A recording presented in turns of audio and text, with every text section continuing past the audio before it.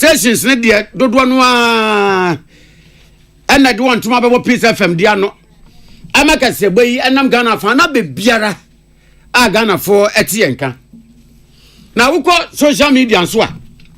baby a joint bia wo social media no Peace FM is a prepaid meter ebo o de abo Peace 104.3 FM say your Instagram say your X Facebook Twitter YouTube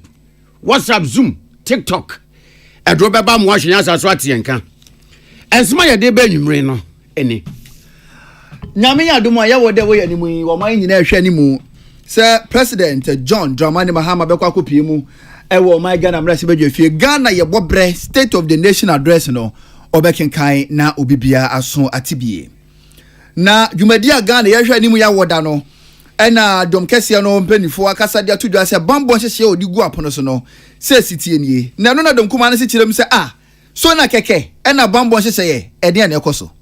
We encourage all the time that MPs should come early, be seated so that we start on time.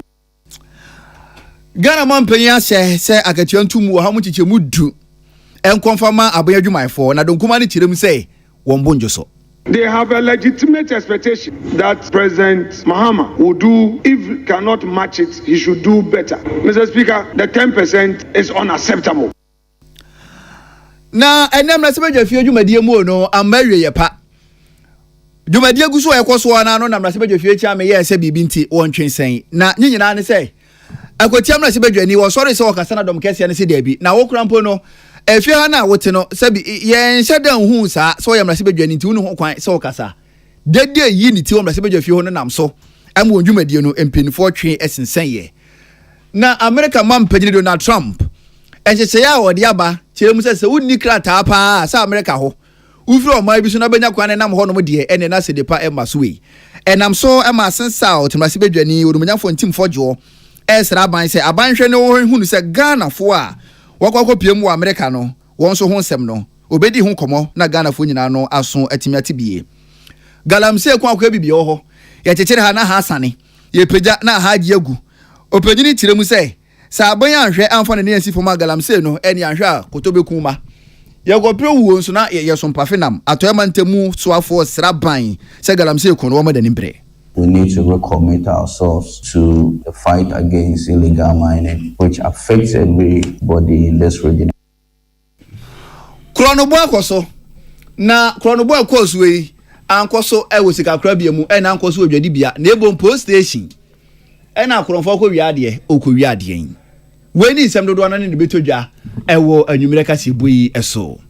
na ensem wo yade ebeyi ene kase boyi enyimeku asene e bako enson osons chemist say dia batabon ho ani twa etwana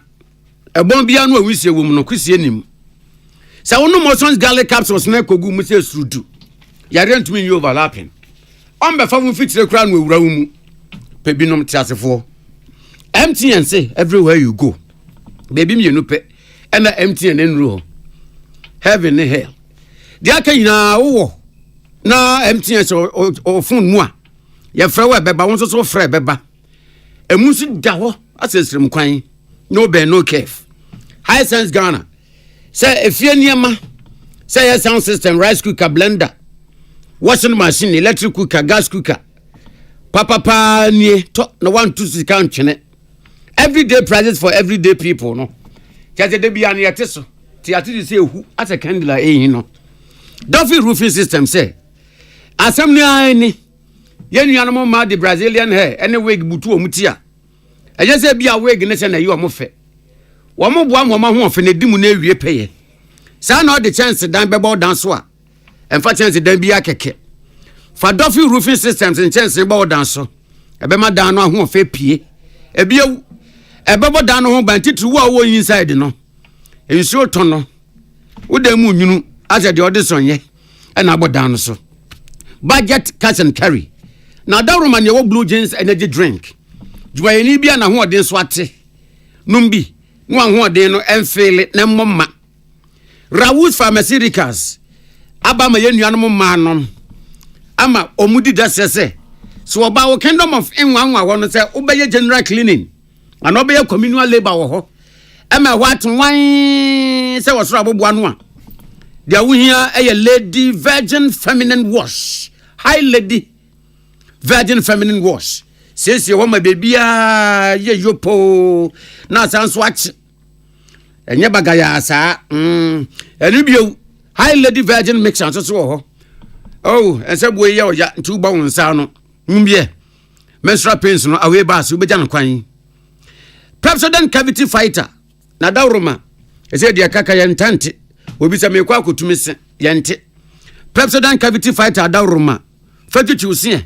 Ema wo se no nya fe empire white. Wanum nya hwehwehwan wa bra won wi atwemo chips. Ana gam. Na biyo ema wo se no ban na kaka moa entumi enwuram. President cavity fighter na yesrajudi o say ya chako. Ana say ye heba emu bia o de twetwe se a eye. Enyimakoy adawroma ne de kase boyi ba. Akenkan for ye me. Ohene na Kwame Amo ena Sadat Mohammed. Oh my Ghana Mamra Article 67 Neshe. Say Omampanyinu furu dwumedi ase a. State of the Nation address in Trinity a efreni sona eyo my Ghana ebobre no kenkan na Ghana fo nyina na so etimiti bie. Sanso ena ansa na mrasebedwafie ye begu no na mrasebedwafo foforo aba setena no eno nso State of the Nation address Omampanyini ese o kenkan.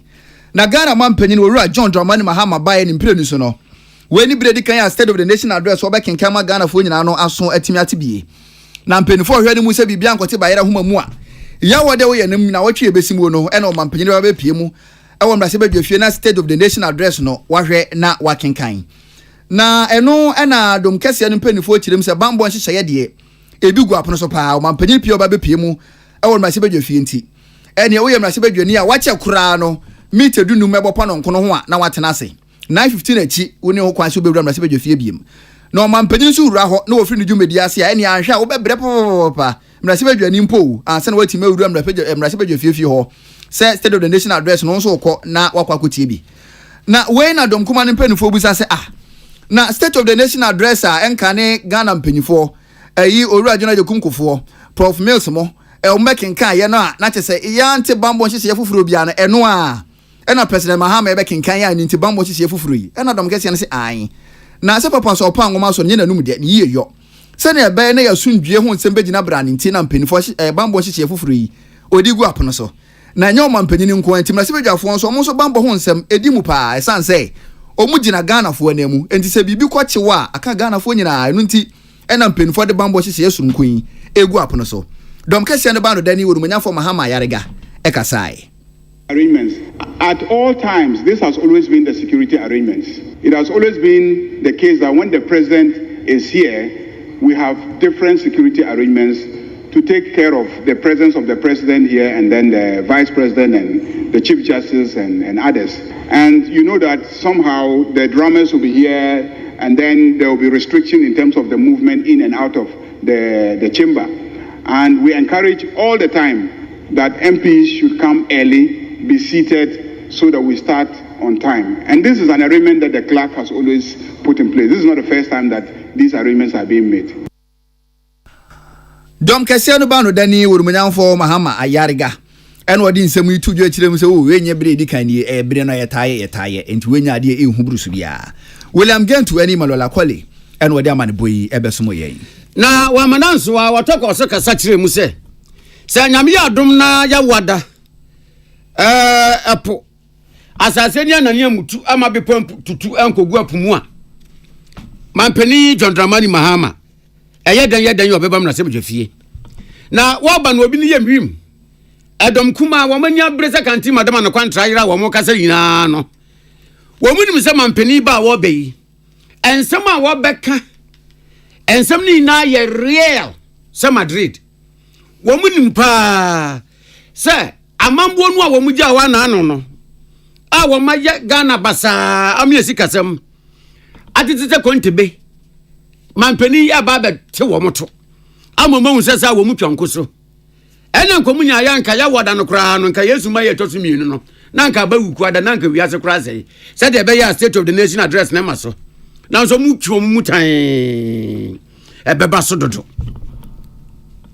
27th of February 2025 in accordance with Article 67 of the Constitution, to deliver the State of the Nation address. Let me just, with your indulgence, read Article 67, and it says that the President shall, at the beginning of each session of Parliament and before a dissolution of Parliament, deliver to Parliament a message on the state of the nation. This is a constitutional injunction. The President would definitely be here to deliver the State of the Nation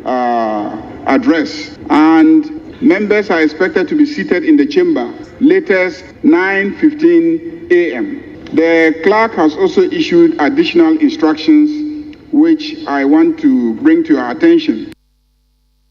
And what's saying now? Majority Leader Mahama Yarga Ekabio say,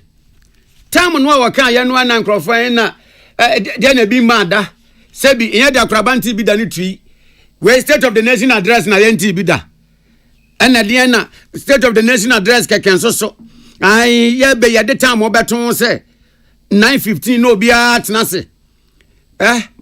Mahama Yarga say wo dia wo si late e yo hobi wo si late e wad match de na ya wada wa botimu po say wo be late no ye no abeba no na palaka da epona no e che prison die ni bi ubeboma odoher so obi enu obeba be bie hwe obeka punachi wazo pa afasan be bie nso nka na bra 9:16 obeka punachi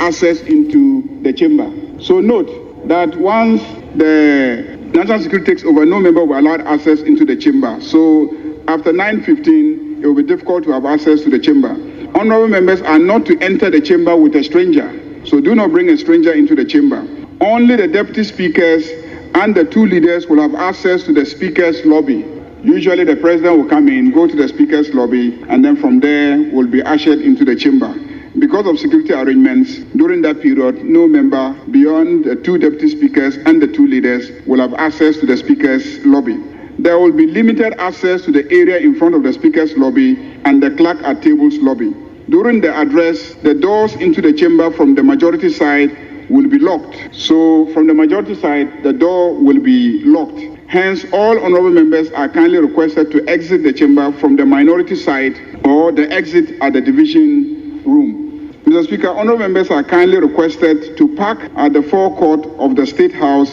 as the MP's car park area will be used by the military to form their parade. Nyayati ni ayadom kese wom la sebedwefie majority in parliament. Penyu ada woma no Mahama Yarga. William Gentu ene Emmanuel Akoli. Ene ye yemra sebedwefie akrachefo a wom dia mane boy bai. December bosuma about to Omaga ne ekwa ni mu 2024. Empeso ahodo about 22 wieye na ho no mo daawre. Aya kese cha about to mu ba kon ene akwatia. Enam so mapanyina wogina mu ewo ND samanyoko ni di mu ye say. Se na about to komisa kenken aba ni wieye na wo ye say panyina wogina mu edema NPP urumanyafo NS yakumi ne di nkunim na omo de omo bonjo so saa. Ento de kokopie mu ewo court. Ama court ye sese saa de a ene be yanko wura NS yakumi a. About to komisa declare ne so no ena akoti abato no di mu nkunim no won twentwen kakransa. Eni edi asem ni wie na se na abato komisa kan no no ana nkunimdie no kode ma no a na tese wo friend dwumedi ase na enkosi saa no komutu no fo se be yanko won twentwen kakra na mampepere no ho ekoka so emrase bedwani nanso onumanyafo NS yakumi afutuo no wanfa anya adwuma kokopie mu ewo emrase bedwafie na eno ana na watwi mu court issue bench warrant say ni opinion no wo se court no ye hye ne yakoche no na ede ne bepie mu ewo mranim na opinion ye ne kokopie mu emrase bedwafie wabra dwumadi ekoso na no no opagya ne nsa se obi bi kan ena speaker say yes wo ho kwan kasa na opinion yes wo kasa na no dadom kese no bando dani onumanyafo Mahama Yarga chem say speaker da bi ye ma ho kwan opinion me ne mu kase wo gina mranim enti ha kura ne yen se danje ne ntum se mrase bedwani mapa ye ma no ho kwan se won kasa na anhwa ye mrase bedwafie nyina no contempt of court e ba bechi ye san say penyina wo hwema mofrawe nanka no ye bu nankarefo ye kan ne ka ho bi enti ye ma ho kwan e mo penyina won kasa ne o kyena so ka ho na gina isi adom kese ne bando dani si yi ene na enem mrase bedwafie ko ye penyi kohwe na wo yasomu ha na wiasomu ha dede sa enti nam so ama mpenfo ye se okay se dede sa na mrase bedwafie ne be ye de a e de odwumadi no watwe asen by High Court. I have read it in the papers, I have read it on social media, and he wants to come and stand in this chamber and make statements so that this house will be telling the courts that it doesn't matter what you do. Mr. Speaker, it doesn't uphold the dignity and honor of this House. It doesn't uphold the dignity and honor of this House that he has been convicted by the courts, and indeed, the basis of his conviction is a conduct in this chamber. The basis of his conviction is the conduct in this chamber. When he was cautioned that if he insisted and had himself sworn in as a member of parliament in the face of a restraining order by a court, if the court came after him, he would be accountable alone. We will not be part of it. This was made very clear in this chamber, and he took it upon himself to take the risk, and that he was ready to take responsibility for his conduct. Mr. Speaker, it's time for him to go and account for his conduct. But to come and stand in this chamber and we will all participate in sitting here and listening to him make a statement as if the courts are nothing. Mr. Speaker, I'm not ready to be part of it. So I have strong objections to him reading a statement in this chamber because the courts have convicted him. He should go and appeal against the conviction. Dom Kesiano Bano Dani would for Mahama Yarga and our Kasayi. Na no to ye pepepe and Dom Kumano Sobano Dani would mean for Alexander Fenyo Markins, which him say, oh, would mean for Mama Yarga. Yen Messager for an Asemba, Sebi, a Yanuyan Yedika, ye found 2 tables on Fasa kind you chum. Well, Asema by ye crowdum command your file state of prosecution. Yet a coco piano court, I might say, yes, the court is a 7 or quarter, your motion or Moncana, so opinion Yaman Hoquine. Now, when you do my similar Sibajani, and into quarter man Hoquine. I don't think I never be Pimo Massibio Fia or no Swaka Sebino. And Tiam Penamanaka Siam Penanga Emancasano and Nishahi. For the stay of execution, and for your information, there was a stay of proceedings. There was a stay of proceedings application pending before the very judge. A stay of, yes, and you are a practitioner. A stay of proceedings application pending before the very judge. Mr. Speaker, there was also an application invoking the supervisory jurisdiction of the court, of the Supreme Court under Article 132 of the Constitution. Mr. Speaker, the court below, the High Court in Kofodia, had been served, and the registrar of the court indeed had brought that process to the attention and notice of the judge. Mr. Speaker, our side, even where we disagree, will not go insulting judges. Dom Kumano Bano Dani would mean for Alexander Afenyo Markin and also what they and some way to William Gentu and Emmanuel Akoli and what man away from my Sibajo fee ebedan ye. Na yada ho wa Sibajo fee. Asamba ko enenso so. Wo mu YouTube no so wa mo down ne sekus na ma ho apaso. Eye enura abanyama ne obebo ye se. Odo ha mu nchichemu du aka edumayefo aketia ho. Ama edumayefo aketia etu sagobe na emra wa modwendwene sa aketantumu no ana honorable Alexander Kwame na Fenyo Markin adom kuma wom na sebede fie peni oda wo ma no peja ne sa ko soro no se o wa asem ka wo ho na speaker se o kwan dem onkasa ana o se ya mienum ni abanya wo siso aya ade ama no ho adwiri ne papa ne wa wo se kura chan kokofu no ana speaker se ya de asemwa ana the speaker, can you imagine ababo ya mane se oh ya beto adwumayefo akatiem ya beto adwumayefo akatiem bibi bo sa 10% oso we die eya ketebo gedodo sabi anka abanya mfa hwe kura anka akatia no ho anka ye 10% no wose abanya ni adwumayefo ani ni ye no se abanya wosi so edu ono a wotenatire din no de nse gunubo na wo hwe abanya din wotumi sa aban we wa yese se bibofo a wonim otwe janka anado wa yafo wonni ahumobɔ kra nanka adwumayefo ho ya aban mobɔ pa enka aban ya to wo market mu a enye 10%. Esan so de toto kane mampani na nado dan kwaku fo adon ho a abri bia aban ne bɛyɛ sɛ wo to adwumayefo akatua mu no otumi sɛ bum as a knockout wasi akatua ntumu no bisa adwumayefo mbɛka kyerɛw akese pa ase kodi asakura hwe bedi first ana na aban editum na we die yankwate a 10%. Alexander Kwame na Fenyo Markin say we die enseni 2018 11%, 2020 15%, 2021 there was a 4% plus interim premium of 15%, 2022 there was 15% COLA on base salary. 2023, 30%. 2024, 23% between January and June. And then July to December was 25%. We have just had a paltry increment of 10%. The leader of government business must take note of this and inform His Excellency the President that these are the numbers he came to meet. The ordinary Ghanaian worker has a higher expectation in this 133 24-hour reset economy. They have a legitimate expectation that President Mahama will do. If he cannot match it, he should do better. Mr. Speaker, the 10% is unacceptable. 10% ni dey you to mu enye yie. Honorable Alexander Fenyomakin, edom kuma wo mra se bejefie peni oda wo ma no anumasem ni. Na wo wie ye na Honorable Mahama Yarega a wono so ye edom kese wo mra se bejefie majority in parliament leader anu ase wo hu. Se ye na se Honorable Alexander Fenyomakin kekan bi se yi a aya na no ho ye no wa kakra. Utumi frɛ 10% se eyepe. Na wo kwa kwoto ade wo store kra na wan Ghana afri ebo na ye deji no so a obisi ade bema wo do office obo no de foka for trotro na kate mate se baby awo ko na ka 50 pesos on fan cho na hwe entokwa wo no bakunu once wa gene ge na band 10% mu a ato so a we de ade beifo ba na nani nso ade pao 10% no dia memu na be easy for ne se wati ko se amanu ozongo no akobam do be ya ne se sasabro wetu na se de free peni kompe ni kotodwom no labor for no kra se wo mo pe entuma biem 10% as a vote of confidence in the NDC government. Mr. Speaker, something wonderful happened. For a very long time, presidents have not been interested in the negotiations. But yesterday, His Excellency, President John Dramani Mahama, went there himself in solidarity with the workers of this country because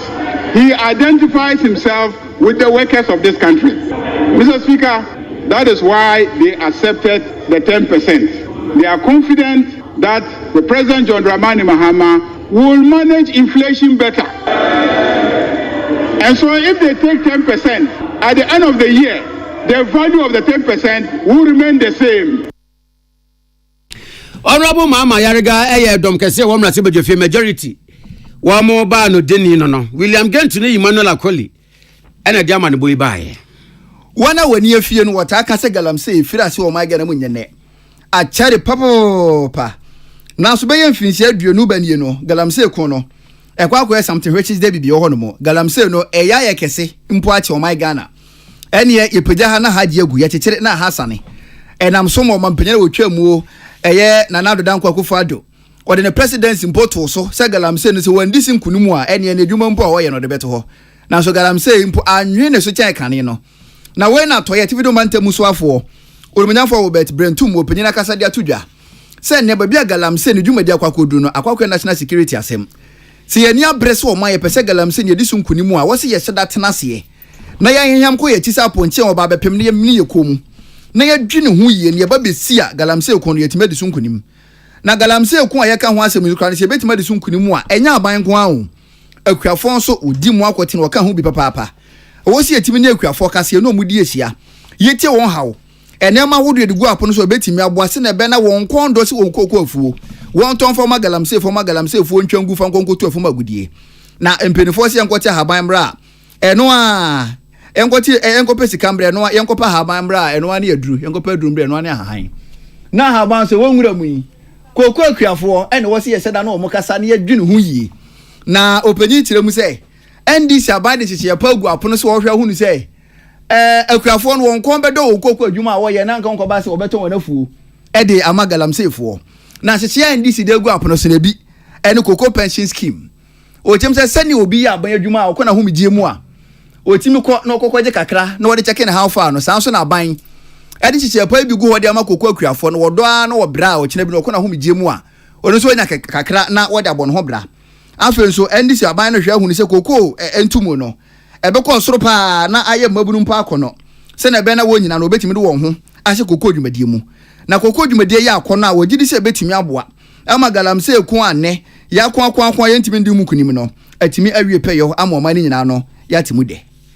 It's the whole of Ghana. Let me say, I get more or less national security issue. So I'm saying, can say galamsey for as I'm saying galamsey for as a farmers na at home. I'm saying because as a swabra or as a sibra and casa. Maybe Omuya, Omakase, Omo, a bay forest in for forest. If I say, Omun Pimpa by holding in Coca. But if I say Kuku, did you ever say Kuku for what say? Ubia or Ton as I say, Kuku, a day galamsey. Nana dream, Ebia, William Faso, galamsey for no say, the Onyawo, a buying, the say, a buying by Shisha, a Makuku farmers. Anybody there, warrior, amount I resume, said that should be Kuku no pass over Basso. Into where are you join the money, Mahama, or say Kuku farmers over your pension scheme at the amount. Atoya, a Tivido Mantam no so for the Manafo bed Brentum, and our day and Samui at Tucha, could your practices if you are Sanyan so Atoye, a Tivido Mantamu, a manipo any. Now, you're free Western of Yamra, Western and Kasei. Na 2BN command. Mama mamuntiti bi ni oba before complain. Wom wo ho. Wom boja eton sa de free atoya mantam so for Honorable Joseph Nelson. Say na dawroma se bibia nsenkan no a komu hia ne kakra. Ama Honorable Koy. Na oko 2BN infantry battalion for wom hye mu yase a. Wom so muton sa frɛ na yetiawa. Eje baba be ye mantam so afo no. Na wo mo pese o ni sia na wo mo da wo mo hu adi e de kire no e mo hu say yes wo mo ho e ya dia wo mate adakora e biew wo pese o mo bie wo madwuma so kire no na wo hu adwuma wo mo ye na dia toso miensan so wo mo de enema bi aye osi akwan atoto wo madwuma di ase e de tu nanim na wo mu na aboa pa kwampa e de befa so. Na omudan nyama di kire no wie ye no wakasa no se ba wa ba be ye regional minister no na kuma so ade ye baako ene se enipa wo mo fakulty kwan so etu asase mu agudie illegal miners no wo besre pa se wo muntu wo mo sosa na bebia wo mo wo biara wo mo ho modene ene wo mo mfe so ntu wo mo mfiri atoye mantam wo sanse galamsey wo mo anim ensunsan so boni a edebre wo ma no sese ye kwaye munue ina na ese ya dane Sahara desert yensuo de yenka ensuan ke ni kuraje aye nuanu mo maka na kura no wo mu kwefom no wo mu tumi hwe nsuo nim echen mirror wo saloon tumi hwem edi o manim sese wo manim bebia makeup ni ade sese nsuo no usunsum kura wu obesre wo mu ne galamsey fo no face pa na galamsey fo no wo mu ya so bratre pa wo ma so den se wo pebrem wele a ya ho a yesen ton ankante sanka dia banya aye yina etire still wo ma se ge a won suro bentoa tuan wo mutu nanso ojuo mu di so mo kenten wo mo ho sori waka oh wo metumi etu wo ma se dodo. You need the Navy, the Air Force in fighting many of the social rights, the challenges that we have in the region, particularly to do with illegal mining as something that has plagued this region for all these years. I know you've done your best in trying to resolve this challenge. Unfortunately, much as you have tried, I think that we still have a huge challenge in that area. And so even as I indicate my appreciation to you for the fight over time up to this time, I think that we need to recommit ourselves to that fight, the fight against illegal mining, which affects everybody in this region. Na yatini ni atoye mantam so for Western Regional Minister Honorable Joseph Nelson wakasa wie ye na Lieutenant Colonel Edmond Nananyako Osai one ye commanding officer 2nd Infantry Battalion the Magana Armed Forces 2BN ewo apremodo and also Honorable akasa o mate kasa na galamsey fo no a wo ma yese sebi abrewa won suro kaka na dua sinso me nsura wo no wo mu betu wo so sapa ma this time no de wo mo boa wo medwa no mo na so mirika running away nobody ta wando na no se eba no ma ne bambon so a oh ema obi amon hu ema obi ensuro wo mo boban ne se de se na efata na emom wo mo ha ba akumienu bi a we do onro abo abaidie wo mo fa akunya nso de atu nanim se ya no ne wura kasa de di kan ye bebia wo mo beda wo mo na ye munya kra se onro abo nso so ububu amesomete be ti dia working what ase se mpani se asumrofie adwu a na kramanya dabre etwa nani so wo mu ni bebi da wo mu na ye mu nyenyenyenyenye eno da nchen a wo mu nsa asen so eno obehwe na surveyor gina ha adanyi a wo bia betobi enti wo twa ma no wo kokan yesi yi krofo gya na agi wo mu nsa ase boso won fanto abayanim ema wo mo. Portions from the barracks, the main barracks where soldiers are not well graded and tired, and at times it causes challenges, especially when you have to rush troops to the MRS or hospital. It becomes a bit challenging, so it's something that requires some attention. So this is a very big challenge, mainly due to encroachment. As you were entering from the side, there's a filling a fuel station and other facilities which are hampering our sewage from going to its designated point. So the sewage moves in and comes back into the unit and causes discomfort. So it's very terrible. We've spoken to higher headquarters. They've tried what they can do, but I also have to bring this to your attention, sir. So encroachment of unit lands. So this is a general problem the Ghana Armed Forces faces. Yeah, commanding officer. Ewo 2nd Infantry Battalion of Ghana Armed Forces 2BN kwabata wo apremodo Lieutenant Colonel Edmond nananya ko osai yamana bofo yensem training apia danko wo Rock FM ena amanebo free no wasin so hwadi suafo kwa ni mu afi atwamu no enso hwe no sunsun so opie mu onten so no na adusuafo be ye mpim du 10,000 de won so hwe no hwe ni ba bia nya de otimi hu na eno na nam so a waye ke koni de beto mo onten so kirem se sa dusuafo wo hu on so hwe no sunsun so de nya de an so hwe na yera na ye omo a na asomuo osusu se nsise ya ebo wasin so hwe no kyoro ho ban no adusuafo be ye mpim do on so hwe no mpinifo so muo no wogidi se adusuafo no wadi ho fo eno nti no ye hwehwemu ehwemu ni kosi na adusuafo no on ho son sa broba an so hwe no obegiem amana pie mo onten so no hwehwemu so na sese wadi ho fo se na wasi so hwe no hyehye no waikefo na ye no no a na kyesere de obetwam amadusuafo na sa akwa kyero foforo edam so madusuafo bako nan etabiri waik ede won kokopie mu wo court na court nso hyeye se ginasi a waikeko na sie no kame akwa se wo fom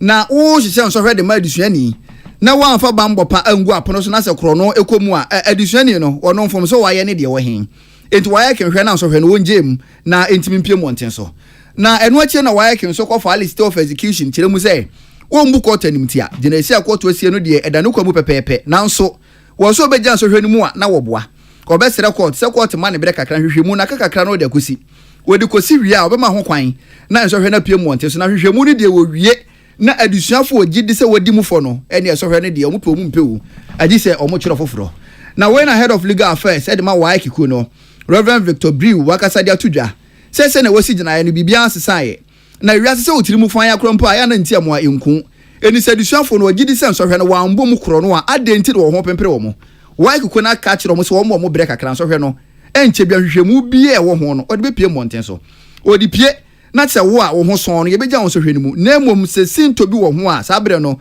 eni ye betwe waso enti dusuafo no so nya abotere na nya de a obetim de kwota hunu na wayek esan so mo de mo gidi se na mo ye no na mo mra kwan so near one court 3 years, the candidates no and Colano binum na kofa lawyer no mode yan court. And I answer ko buano. And I court I can no mo invent no. Yan form of resource man. I see court try answer. Na and yes the and high court in kwan a bit me was some court of appeal or your peninche high court no so bit me 3 years. They say high court say you no one ya agent no stay execute now judgment a wama no. Na man mbemu say yanko release resource answer because other students are more no yes no yani omundi ni ye abrase e ba ne science wa enye you know almost execution na enu akire no na Reverend Victor Brew was idea piso senya me adom a nena wotwe de enso hwe no so no begye ma na pie monten so ene wo a hwehwemu na akire no ohunu ye se wadifo ene wona won di fo nyina no obegim amana pie monte so na emom kɔ na se wadi nkunimu a na wadi nyame ase na wokɔ wadi ntwo so hwɛ ne yɛtwam a ene ye wo ne wabusua mu a mo jejereje and 28 I actually said a very release results me na my students are more results not because not and yes all the far no you the answer say you dem from baby yeah juma e bi mo aba e be view o mo ano one more o ma asem no ye gitumu no that ye really fiama o ma yenke mo one more so a o ma asem no ye hu sanya no kra no and not you really fiama o ma tie and to release of results not just say results no ye je mo ama wa say wunya a wunya a bia wunya so we feel so we feel e kemo so na mo say me person me ka to say e do so ni no ye adwuma e so na ya feel na je say ye no we din kobo. Reverend Victor Brew opinion we head of legal affairs edema waiki no na wodi ensemu yi etudwa Prince Buff Asamoah and what the amani boy ebesumo ye. Na yan track as a bonus way. As in South and Rasebe Jenny, Honorable John in Team Fojo. Wakasa dia fa anamon America ban etu se. Awawa wa America.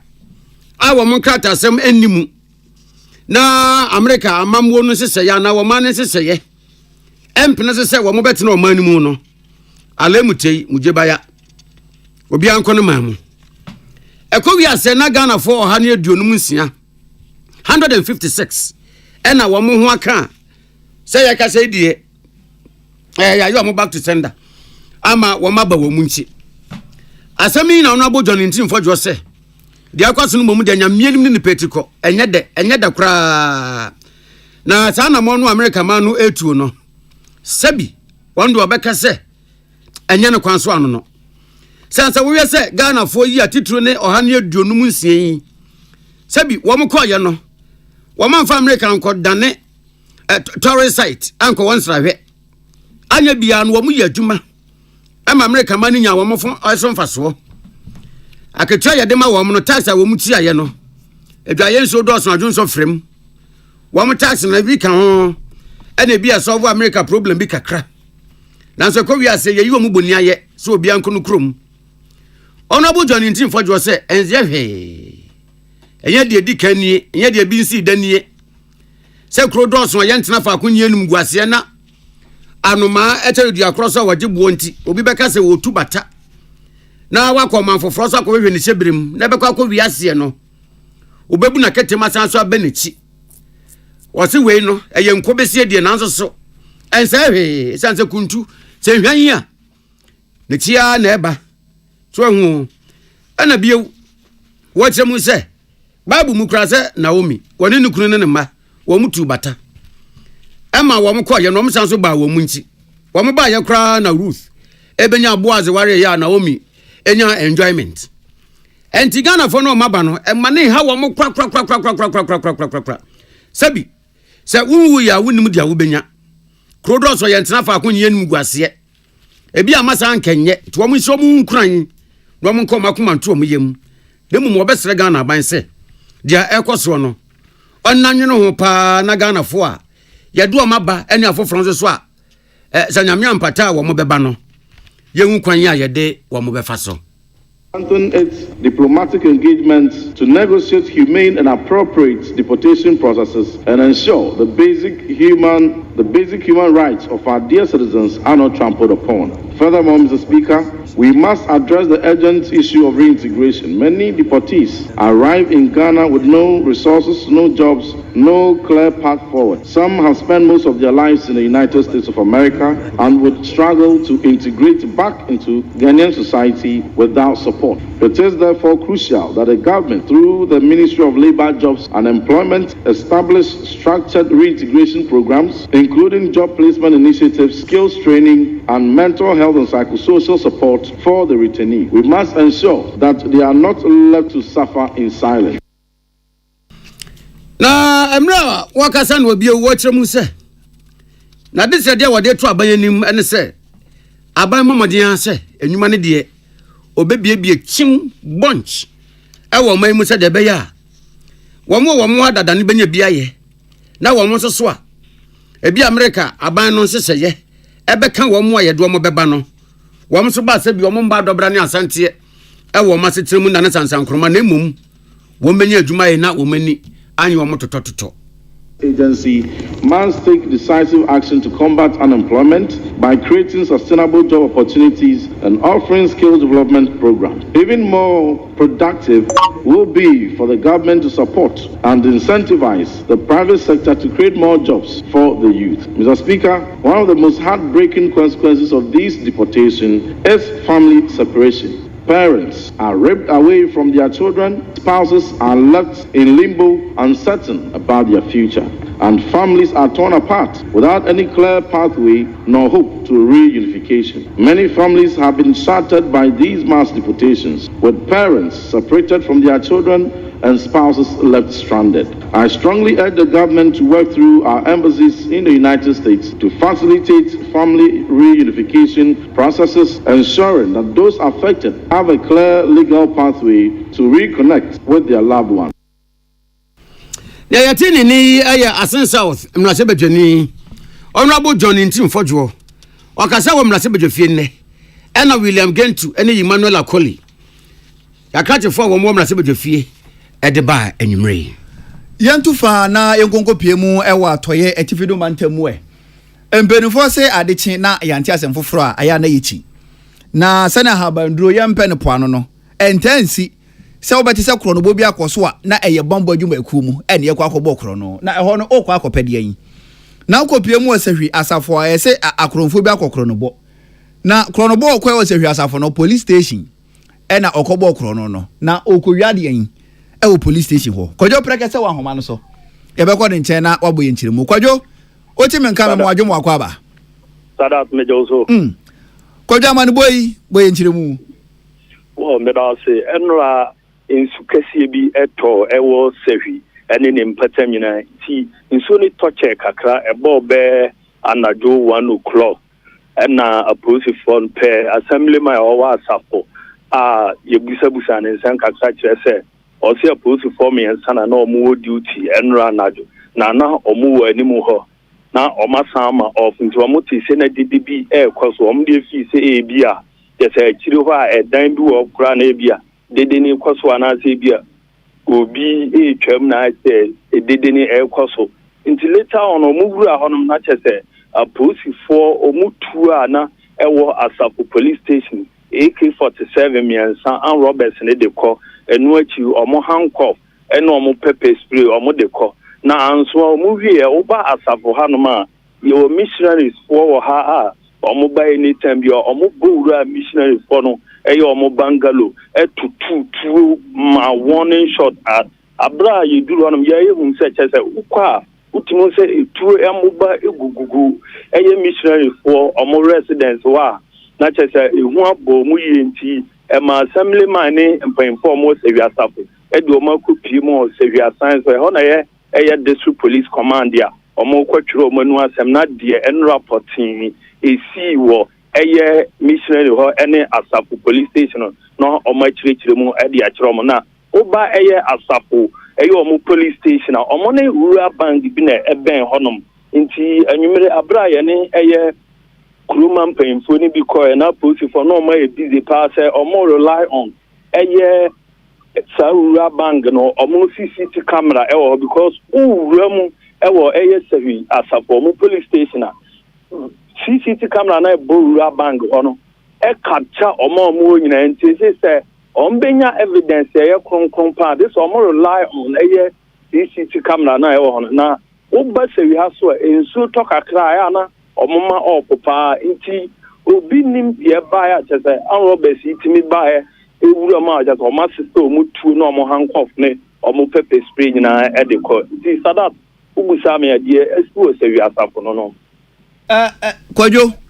na posifo no omo si yama of ensu to enti omo kwadwo omo ho a omo ja police station wo ho ehefa ena omo kwetena ye Sadat ubusa asamankasa se obi onim Asapo police station asemi twem ko nyina akira wa ewo kota no pe na uwurama udikan uwuramu uwurama ubedikan uwura o mo charge office o ukwa ni mu kakra ba bia inspector no ansa na wawura CID room ansa na ba bia source na o mo de emani gunu ewo nti na gate bia ni babia omo ni rural bank no say even omo to main gate e di ama police station and rural bank na omo mienu nyina be su one main gate because a main entrance ya omo nyina efa ema rural bank the customers from room na uba police station so also from nti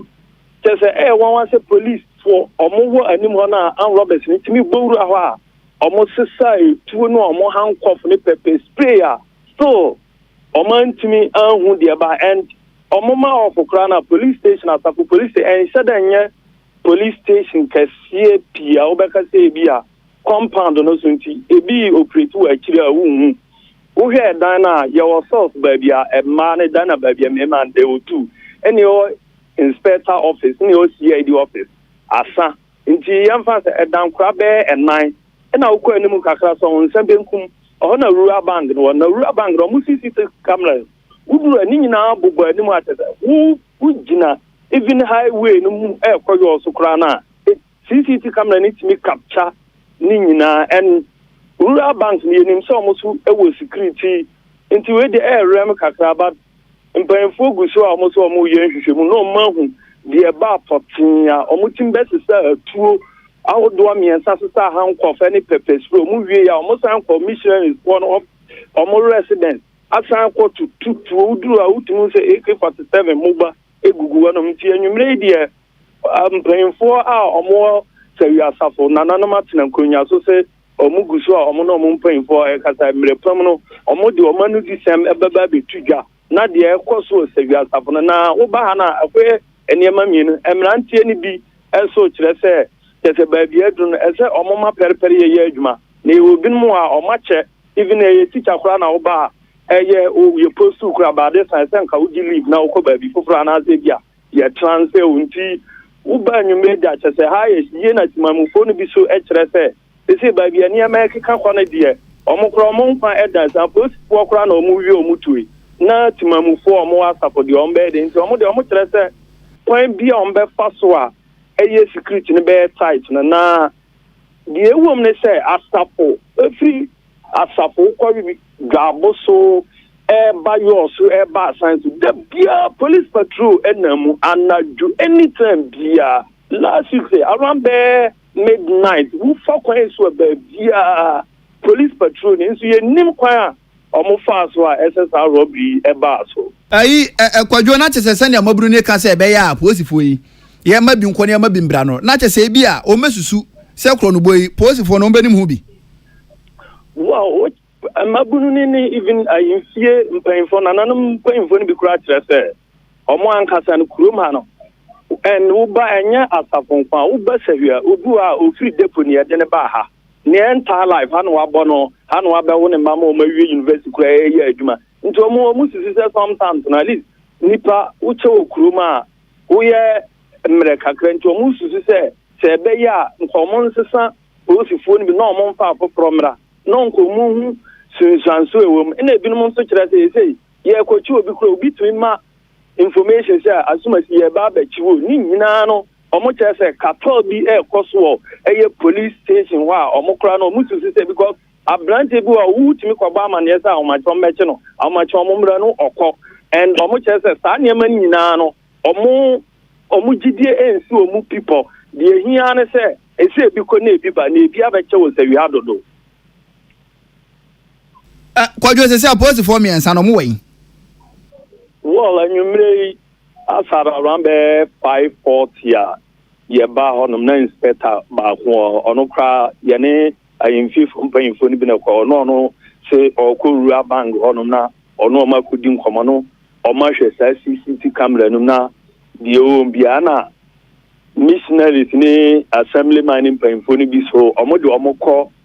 assign so ho na ye district command ni nti ho na omo kọ twere omo num asani nti ye hwe ani mu se bi afọ na ono de nyambo o chena so mu nyina betimi ha betwere omo num asani abare se de ye nyehu ba bia sa posifo no ebia baby omodo omapa na se bia omafro mo original command ana se bibi santi nyambo china die besi bia na ebema achiefo asmatis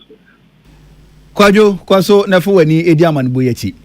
na o police fo no mo matena ho ma ye wiamo ma hu bang is in the baby CCTV e ho na mo kwakoje evidence e de akwakochi ni oba be wi am na over nana ne abeto ya punisu ni nyameti ase ensu ato kakrenti em say na award omo eye police phone ai da bi na say nkomo atwetwe ye de wo mo wow baby e be fa ne mani baby o motenemu say munwa ene entrance so ye ba akopɛ police for me ensa ena entrance ne ye ba akopɛ ena ne ma no nsusugu inside do na police ni bi enu o me ensa na o pia beta na abonten na wo huru di o anti o moti abonten nkrofo no fa ye di pie free entrance ba akunu pemu no wa mo edi ayira duro no mo ne ne ma ni na yira ya na se o fa se o mo se o muti de na de no o mo te no mo ka se e chire ho anya ma no man fam pumam enti da bi o eni wona no o mo te no o mo te kwan na no ana o ma kwotena ha dan na ji Hey, Radi. Professor Bejo Krum ha. Bibi atimisi. Say obi kan what God cannot do. Maybe there mankind does not exist. But say what God cannot do cannot exist. Hey. Serious afo. Police for. IGP ati. Na ombeto mu jejireje. Na eye February bo so me that also the onu ba ko 21st February. Eya mansa yina da kase a wetuosi wo. Efa International Mother Language Day. Na twa se eda obia kromu kasa ana kasa ye wutu mu no. Amansa yina hu se ehia papa. Ezanza na no krase asase mra na balufo yes o musi eda tenten tawal of babel dia akoto nyame ba ye no de kasa hodo ena titi wo mu ntamti obia ne dia waka na International Mother Language Day ye nne no ena Peace FM ya ne Dr. Nana Amanima we afia kenten Dr. ye lecturer at University of Media Arts and Communication UNIMAC Onukreya na ye founder kofa by Edema Language Watch Foundation. And as you call University of Ghana Legon, Department of Languages or your faculty member. Peace FM ya nene chechun komo say ono doctor na wonya ye no. Eye Ghana ye kasa Akan die no. And wosua ho ade a nya ho doctor. Enti ono se ba ne kasa mu die a wona na chechun komo a wonfom ye. Ati said the awodi akanti na muku ayen katenkwan wo koni dim straight no be no kef enti Dr. Nana Amaye Nimawi afia kenten adwetwe nkomo na doctor e ka se ye pa se amansan etu sada eda kesese esi wona ehu benya se o my Ghana ye maye ni ko ye kasa hodo a ye ka no asan ke be ye mpo Ministry of Education wo me Ghana Education Service Wamu yama ya kasa ya kano mayimu. Se ya sante eye kuapem. Se ya huna. Se ya sesala, se ya buzanga. Se kasa bia ya kano mayimu bia se ya nzima. Eye mfante. Etwa se fata se. Ye di wura Ghana ye wumesuanse se ye mu ne de kire nkwada no. Na ye nyanse akofa brofo ba betu ye so a. Tintina tinia nipa ne nka brofo wa bra. Womo bobola wo magidin la no mesimo any boxers yin say wo mu wie na interview wo a say wo beja ne kasa ya wo no tu mu ehwo no aba be kabroni na brofo kasa English dabi ananya mo ntiase amumu obi metie na onkyere mu nkyere mo ada na yanya ne sa na yakofa brofo aba be sinse yekom na say ahoma de kwase ho akomfodaboni adan wabra yanso se ka se ne de wodi esia buzanga ni bi na bisa ne se wadidi ana na fa buzanga kasa on ogbre bila so de na da ho no brankan ya yewom te yo ten oyojogba he ne de ubenya na ahuna sei akpa meda na mawu wo de tonyo mu a ene ba ku ya Pentecost for etu na ere megbe si lekpe akpeto Yesu meda lawo wo megbe si lekpe hwene de redmetic so ni na de no dia akuapim say ye akuapim kasa pa de urade wo de bomra ne a de won se wasia no ai minu abia ma bonse esta waje so minu abia na edi ansam nu atrema kiro dan kwa na eji akwa wo won kwanta wa pan ja akwa ati yes yanka friends mani bi say 8888 one man ones mamu ntraw awurade a so abromiche ana debe oh na ye jawe na ho yase akwa akoka brofo Dr. Nanama ni mawi afia kenten se yenya saade no ne ekrom ka se de na ye hwenka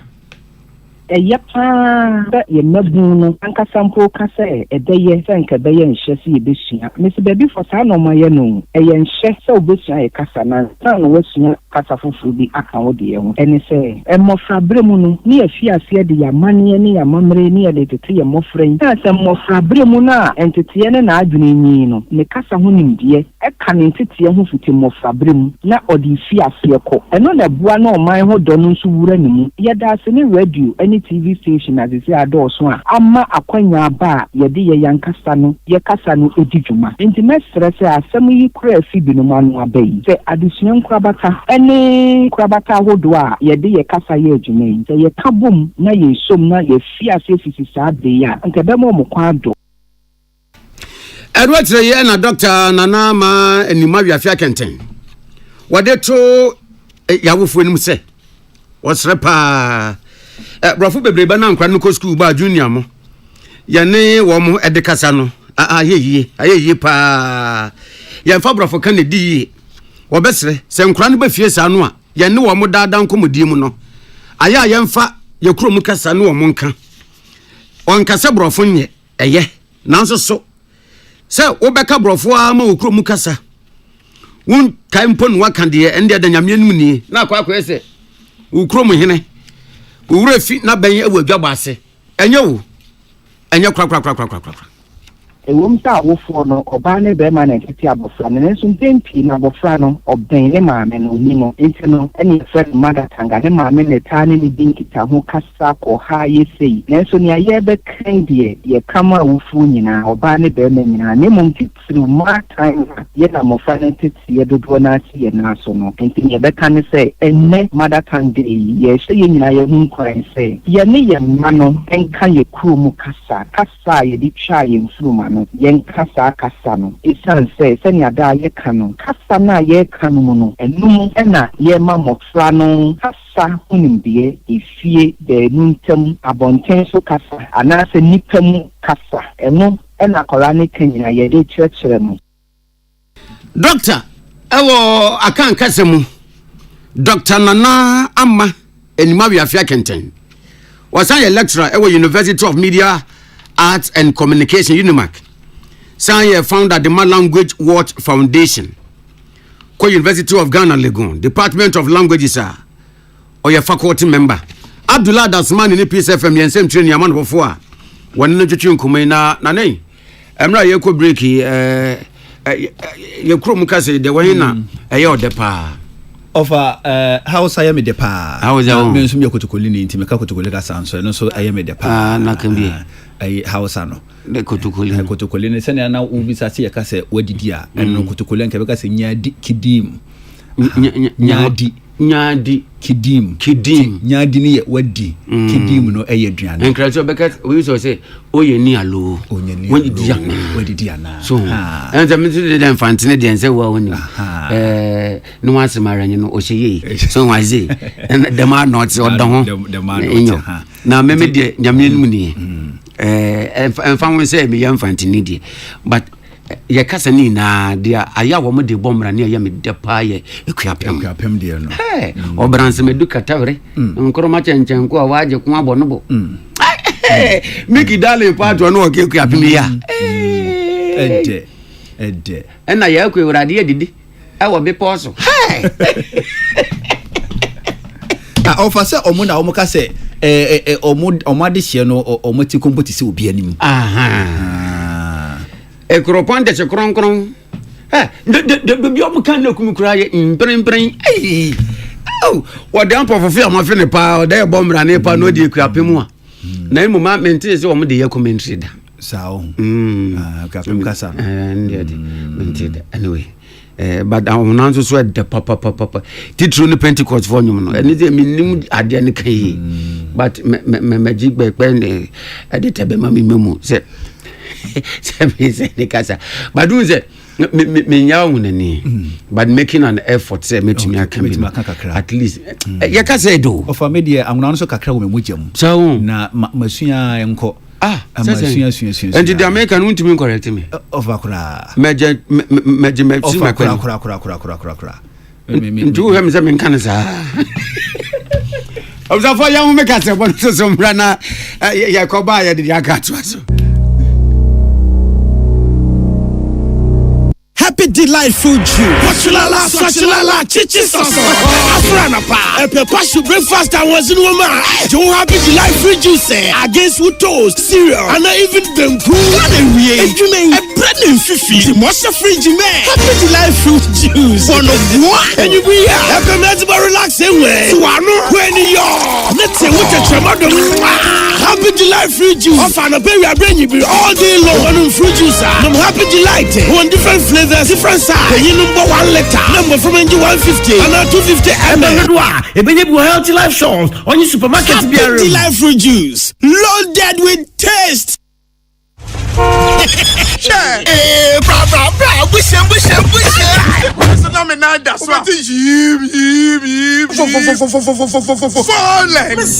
kind of move smoother on them engine oil. It's bogumo engine oil. On your valvoline. Valvoline lubricant. And I'm used to Valvoline. Who use Valvoline lubricant? No emission. Valvoline oil. On my car, machinery, and equipment to move smooth. No friction. No, you figure engine when they were there. No wear and tear. Valvoline oil, Abataria. Obamacana wants him up with you. Double movement desire smooth. The engine is a bit cherry. What on Valvoline oil? Baby, what on oil beer? I can do a brain main office. Then you gonna Telecom University opposite. Yep, and CBG Bank. Fred 030-225-7633. Now the authorized dealer. PSD Plus 020-128-9987. Valvoline, the original engine oil since 1866. Tune it in, turn it up, Peace FM, and rip off the knobs. For Yamama Kwaba. Yadika se boy ben wie no na enwumre nsema yade bremo no de di akotu wo mni empen for dia tujo wo mrasebedwa fie se nyame ya adom ya woda se bibia ankote bayira homamu a Ghana man panyin be kwa akopie mu wo mrasebedwa fie State of the Nation address wakenkan ama Ghana fo nyina no aso atumi atibi na no na adom kese no bando dani tirim se bambo de empen for di bia gu apono so pa wo hwe ni mu se ya woda State of the Nation address no ebewia somdue na omampanyin tirim se se na be na adwumayfo be ya adwuma na wate denti no adwumayfo ka tio ha mu chichemu du 10% na odi apie so na dokuma ne tiremu se alabaraka 10% ye kodi obayra sinesini mienu esa enti ogitumu a enye yie na ne na se badwafie kwa asetena akotia na se badwani sore se wokasa adom kase ya ne se wo mpene so e ma ne nkasa sanse opanyine no owokota asemo hwe ne wonka nwie enkoti saa ne de oni hu kwan se wokasa e wo mra se badwafie na America man panyine hye ya waye se wo mfiri o man ni mu a se sa oni ama na ko ba bi a ofiri baaye no enam so ma sensa o timrase badwani wo munyafo ntimfo jo esra ban sa ban fa hye pongu apono so na anya hwe kwa no obi ko bobra na wo kwae no anya yi a kontinu hwe a na tia na be ko ento obesa aba oba obedu o man mu ne ni aka watena se na watimi aye adwuma atoy mantam no so afo di tudwa na wotwi mu ene se empenufo hwe no won fa hye pongu apono so se na be na galamse a edu o man Ghana nya no yenhwe na yentimi endi so nkunim yekopie mu o se hwe asafo akronfo ko bokro no na wanko bank ena wanko wi adwadifo ndem wa posifo ena okowia wo mo na amanobo no kwadwo peke se beko so de nani adi akire bre pam no police for me ensa o matena ho ma akoronfo awie o mo no wo police station enye kwan so enchiremu o mo de beba no yenso ya mama so ensi wo ho kase bonasi akenkanfo nwumre yi eyeme ohene nana kwame amo ena Sadat Mohammed Kasebo mo sedan conforma Oson's chemist na do Oson's garlic capsule sabaja so garlic no fa so wo papa na so ne wie ya na Oson's chemist why no capsules kama etu num bitu ni padua ni mu why na garlic so fa so nyina no nsa be kan be bo papa MTN we dey for you everywhere you go and MTN yenimi na wie anti so kan afro hwenani manager High Sense Ghana buy electrical appliances papa party o majosu any High Sense say aye chest freezer refrigerator air conditioner television gas cooker any ne keka ho na opɛ dia na do na akiri mu wo High Sense on showroom bia mu ukono ko hwa de keke ukonso a bon homode ne to ade na ne bo nso eda phone boko obetimi afre High Sense mpinfo 0302 550 000 High Sense everyday prices for everyday people Duffy roofing system mpinfo na ka say usi dan ton anampo nyame aye wado motiti umodo mosi dan na emu mahodi na si so beboso no akwakoye tawe de amawo Duffy roofing system mpinfo se brand yensi nkonwa woni Societe General sika krabia na to kese ebe ma chance ni bi na da board down so bre pamu ni wotu ne kakra na odi ama mpanifo umpewe na de na opɛ woni je ho ahwehwɛ Duffy roofing system ewo East Legon obe Trinity Theological Seminary Allied Force Station echi pe na be ho mo obetimi so afre 0543 661 716 0543 661 716 anase 0243 232 818 0243 232 818 number chat was 0308 040 096 0308 040 096 na wonu omu entwetwe komo Duffy roofing system where you think roofing think Duffy budget cash and carry and the Blue Jeans energy drink abadwa so Blue Jeans energy drink bag na dwa so ache papa bayan finche duonu eni akire nie na wonu Blue Jeans energy drink no na ebo vitamins and nutrients ahodo na te se wunya so mfaso vitamin B2 B3 B6 B12 taurine ne gurana ni nyina no benya so mfaso wa bra wonu Blue Jeans energy drink bema no mu eyeye obanso no mu eyeye no dodo mu a na wa free budget cash and carry limited 0208 128 190 0208 128 190 and I say 0550 010 000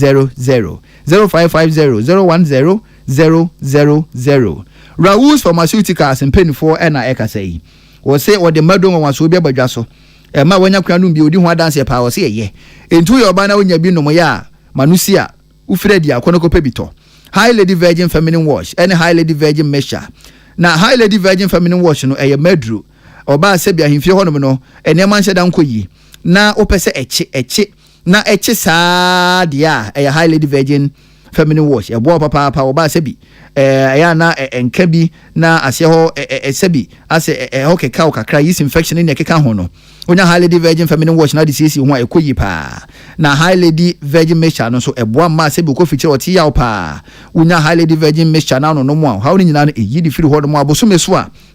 obeko fichire boko nyina no nududu mu a na wa frɛ Raoul's mpenfo 0248 707 270 0248 707 270 and I say 0200 887 088 0200 887 088 Pepsodent Cavity Fighter what did you know who be here say opose say who did ya onom no na che say bi eda osinsu na wo de kokoda e mo bi baba be didi osim na samwa no e na ahwa mutimi didi osimu a na agya wo kaka mudidi wi amabo boss tokura tutu osi achi na mu a be wi achi no na osi achi na mnyina aho no afei udidi na bibi ka osi a na muja eba kobasa hapapopa na edru a ebeboa wo na edu akagina mu ene Pepsodent Cavity Fighter eboa wa bra wadidi awi a watwi use no ema wonu mahu ni die no fa ne ntoma pa difra ekoyie papa ene anadwo udidi wi na akoda kai na twi use ade cha no panso akai na twi use na be hu ni se use ebe ye fita ahoden beba osim obedidi abonkase mu a emu a didi osim mu na gigya tokuro tu osim agya kaka ne keka ho nyina no ebe ye o mafiri ho mo wonu mahu ni die no afa ne ntoma pa die fira na Pepsodent Chako enso ewodwa so Pepsodent eduro na ahodo ni nyina no ukodwa so awon sabeka bi na aboa mo wonu mahu ni die no afa ne ntoma pa e die fira se wo pe Cavity Fighter se wo pe herbal anampo triple protection no nyina no ufire dia Pepsodent abusuakuo na wapibi echira kwan na ebeboa wo senchiremu bia obetima afre to free number 0800 200 030 0800 200 030 Pepsodent every smile matters was serie bia no ehu ehia we ani nyumaku eso ya sene kasebui ye di ebesumwo mo somfo Sadat mene ohenena na Kwame Amo ye momo enitia enyado